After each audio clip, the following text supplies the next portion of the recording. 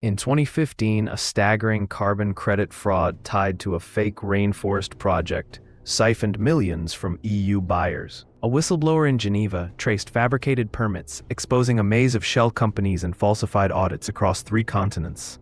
When investigators found the forest had already burned or never existed, the trail went cold, leaving victims unpaid and investors furious.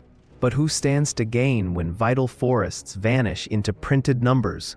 Smash subscribe to get tomorrow's case.